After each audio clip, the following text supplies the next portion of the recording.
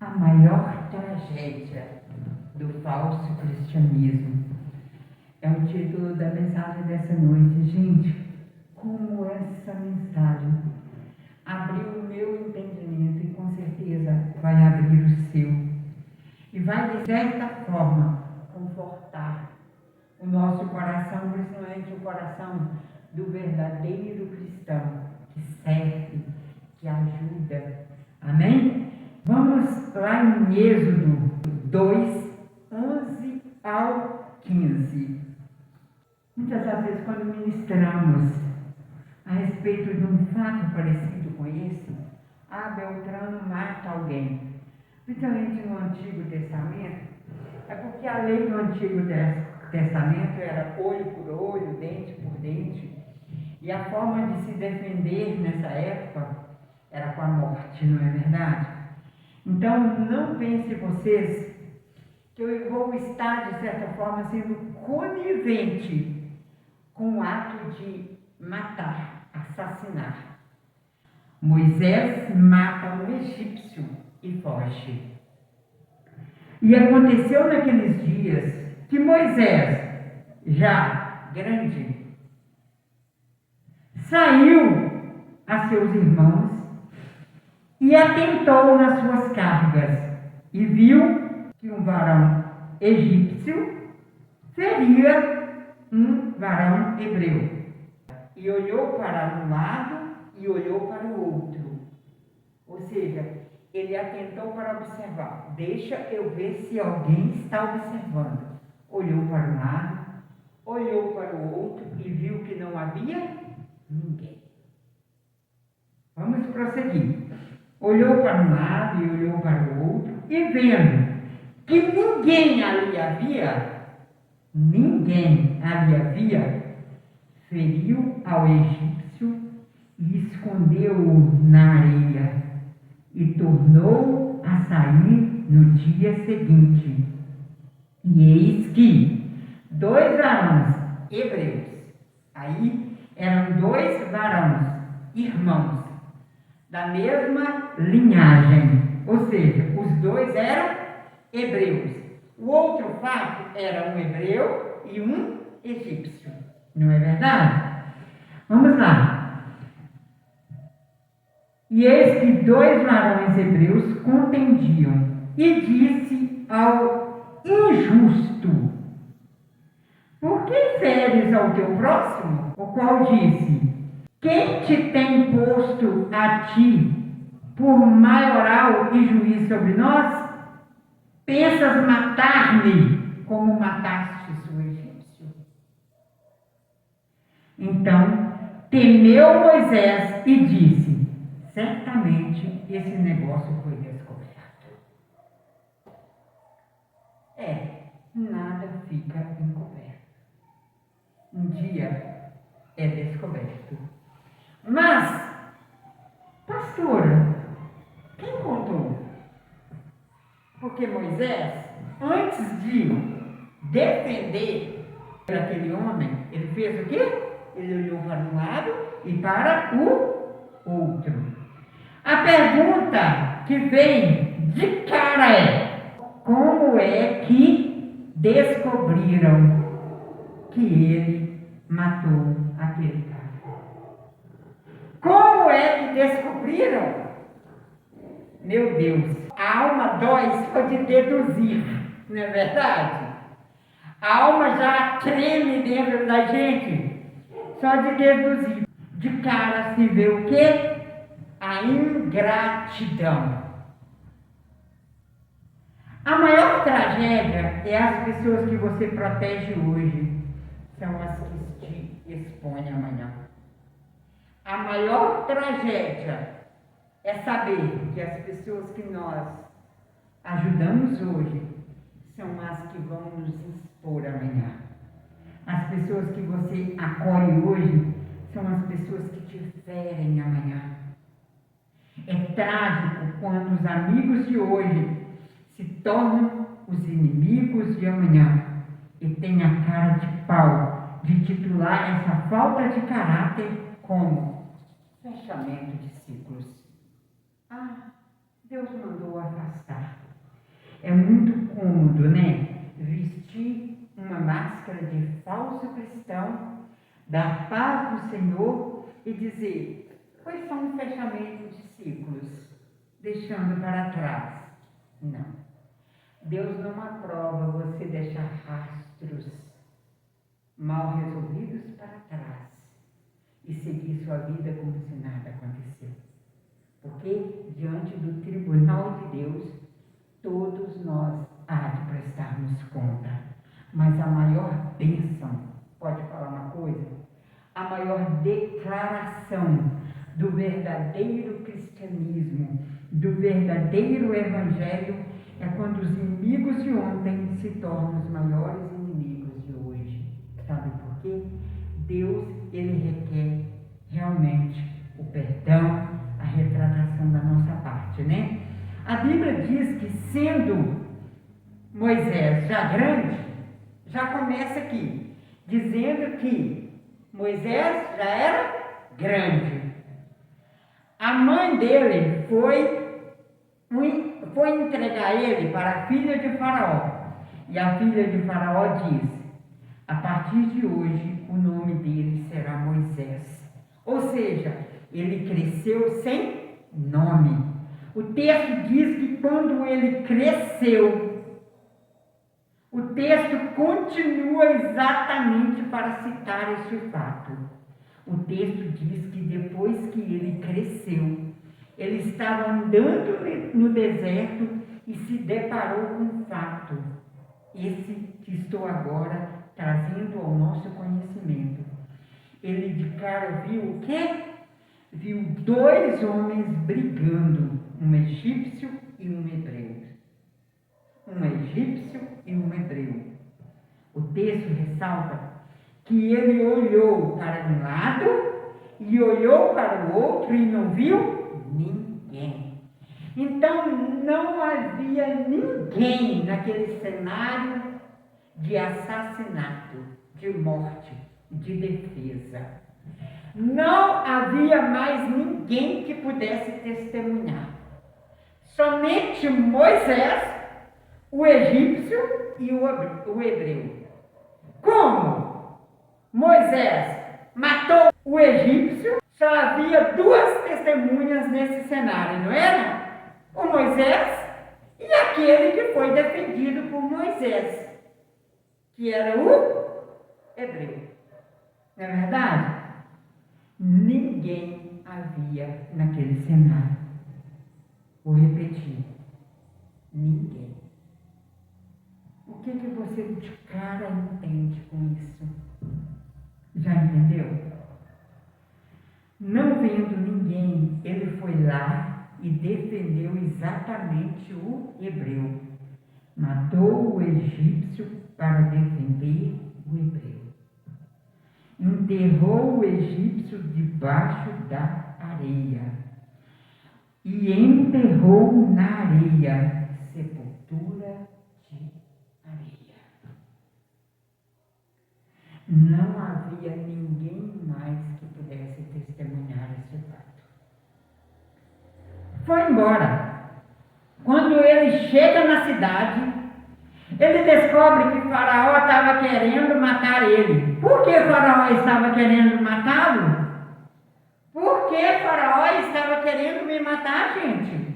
Naquela cena, se naquele cenário, se naquele fato ali, só havia eu, o egípcio, e o hebreu. Como eu matei o egípcio para defender o hebreu, só tinha eu e o hebreu. Não tinha ninguém que pudesse testemunhar o fato. Não tinha ninguém que pudesse divulgar o fato. Mas, espera aí. O texto não disse que ele olhou para o lado e para o outro e não viu ninguém. Como é que Faraó descobriu que foi Moisés que matou aquele cara?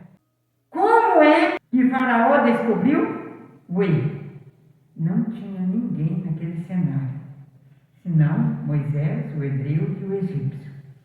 Moisés matou o egípcio para defender exatamente o hebreu. Somente Moisés E quem ele protegeu a própria vida, que é o hebreu, meu Deus, dói no meu coração. Só de deduzir, já dói lá na alma. Sim, é exatamente o que você está imaginando. Foi exatamente aquele que Moisés defendeu. Defendeu a própria vida. Poupou a própria vida. Ou seja, arriscou a própria vida para defender. Que fez o quê? Que o expôs. De um para o outro, para juntar aquele monte de comparsas e ir até Faraó e contar. Moisés matou um egípcio e enterrou de costadeira. Foi exatamente ele. Foi exatamente quem Moisés defendeu.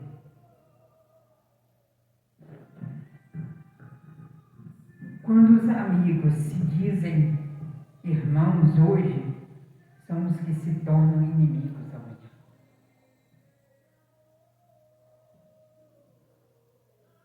E ainda tem a cara de pau de se refugiarem na máscara de uma falsa bondade. Como que o hebreu se vestiu de uma falsa bondade, fofocando, contando as coisas, distorcendo os fatos, para colocar Moisés como assassino, sendo que Moisés o ajudou a não morrer na mão do egípcio. Moisés defendeu a vida do hebreu para ele fazer o quê no outro dia?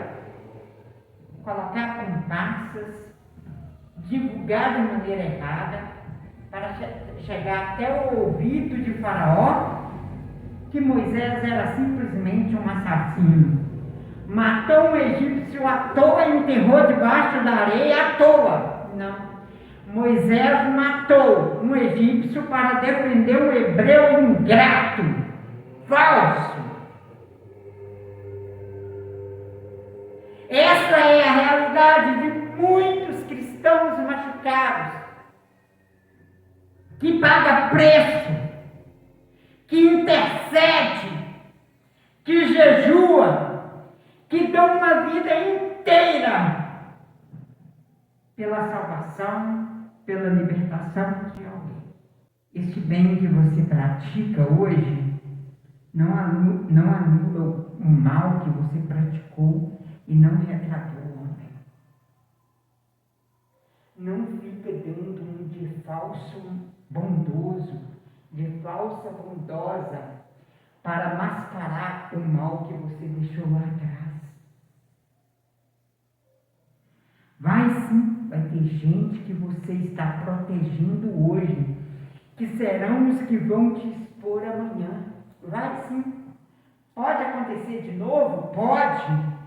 Mesmo você sair de um fato que te feriu, vai acontecer novamente. Na primeira oportunidade vão te ferir, te abandonar e te trair. Ou seja, o hebreu, que ele protegeu a própria vida, se aliou a comparsas até que o fato chegou ao conhecimento de Faraó de maneira distorcida. Tem um assassino aí, viu? Matou o egípcio e escondeu debaixo da areia, viu? Não foi dito para Faraó da maneira exata. O que esse hebreu tinha que ter divulgado? Olha, Moisés foi um herói. Moisés fez por mim o que ninguém faria. O que você deveria divulgar é exatamente isso. Beltrano fez por mim o que ninguém faria. Moisés fez pelo hebreu o que ninguém faria. Ou seja, arriscou sua própria vida para defendê-lo. Gente, que tamanha injustiça! O que o hebreu deveria ter divulgado, ter falado o seguinte: olha, eu jamais vou denegrir a imagem de Moisés. Moisés defendeu minha própria vida. Moisés fez por mim o que ninguém faria. Ele matou um egípcio que se levantou contra mim, que iria tirar minha própria vida, me defendeu matando o egípcio e enterrou na areia. Ele é um herói, mas o hebreu, o que ele fez? Gente, ele omitiu o fato de grandeza, de defesa de Moisés, e falou o seguinte, passou a parte da seguinte forma: Moisés é um assassino, ele matou um egípcio, não contou que ele matou o egípcio para defendê-lo. Como dói você assistir uma história contada de maneira invertida. Dói lá na alma, não dói? Ou seja, o hebreu, que ele protegeu a própria vida, se aliou a comparsas até que o fato chegou ao conhecimento de Faraó. Você só pode hoje chamar de amigo aquele que carrega um currículo de sofrimento e abandono. Esse sim é amigo. Quem nunca sofreu do seu lado, sem te abandonar, te largar de lado, pode sim ser chamado de seu amigo. Quem nunca derramou uma lágrima com você, não pode ser chamado de amigo. Por quê? Porque só um amigo de verdade tem o poder de amar e perdoar ao mesmo tempo, sem te abandonar. Só um amigo de verdade eu valorizo hoje é quem ficou do meu lado, tolerou minhas falhas, porque nós somos falhos. É quem ficou do meu lado quando eu gritei por socorro. Esse sim é meu amigo, meu parceiro. Este sim, realmente, é quem merece estar do meu lado. Por quê? Porque só um amigo de verdade tem o poder de amar e perdoar ao mesmo tempo, sem te abandonar. Este sim, se é teu amigo, é amigo de Deus. Se é teu inimigo, é inimigo de Deus. Que esta palavra sirva de conforto e motivação, não para você parar, mas para você prosseguir na sua ética e na sua postura.